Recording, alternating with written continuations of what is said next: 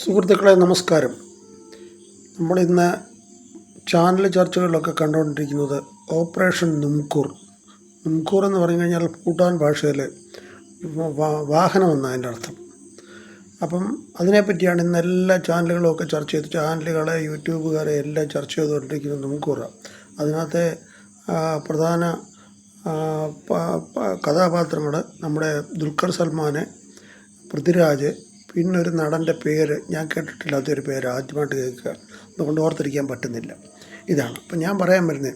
നമ്മുടെ ഈ നടന്മാർക്കൊക്കെ പറ്റുന്ന ചില അബദ്ധങ്ങൾ, അത് ഇവർക്ക് മാത്രമല്ല.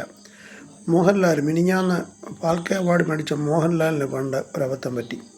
പുള്ളിക്കാരൻ്റെ കയ്യിൽ ഒന്നോ രണ്ടോ ആനക്കൊമ്പുണ്ടായിരുന്നു. അത് അനധികൃതമായിട്ടുള്ളതായിരുന്നു എന്ന് തെളിയിച്ചു. അതിനെപ്പറ്റിയൊരു കേസ്, ആ കേസ് ഇപ്പോഴും നിലനിൽക്കുക. അതുപോലെ നമ്മുടെ മഹാനായ മന്ത്രി സുരേഷ് ഗോപി ഇച്ചിരി പൈസയ്ക്ക് ലാഭത്തിന് വേണ്ടിയിട്ട് ഒരു കാറിൻ്റെ രജിസ്ട്രേഷൻ പോണ്ടിച്ചേരി കൊണ്ട് നടത്തി. പോണ്ടിച്ചേരിയിലെ അഡ്രസ്സിൽ വെച്ചാണ് നടത്തിയത്. അതും ഇപ്പോൾ അത് ഊരിയോ ഇല്ലയെന്ന് എനിക്കറിയത്തില്ല. അതുപോലെ പുള്ളിക്കാരൻ്റെ കയ്യിലെ 2 പുലിനഖത്തിൻ്റെ ഒരു കേസ്, അങ്ങനെ ചില കേസുകളൊക്കെ ഉണ്ട്. ഇതൊന്നും എന്തോ എന്നറിയത്തില്ല. അപ്പോഴാണ് ഇന്ന് ഈ കേസ് വന്നിരിക്കുന്നത്. അപ്പോൾ ഇവർക്കൊക്കെ ഈ ചില അബദ്ധങ്ങളെ പറ്റത്തുള്ളൂ. ഇവരെ പറ്റിക്കുന്നതാണെങ്കിലും ചില ഇതൊക്കെ നിജസ്ഥിതി അറിയാതെ ഒന്നും ഇവർ മേടിക്കുകയോ ഒന്നും ചെയ്യരുത്. ഒന്നാമത്തെ കാര്യം, സർക്കാരിൻ്റെ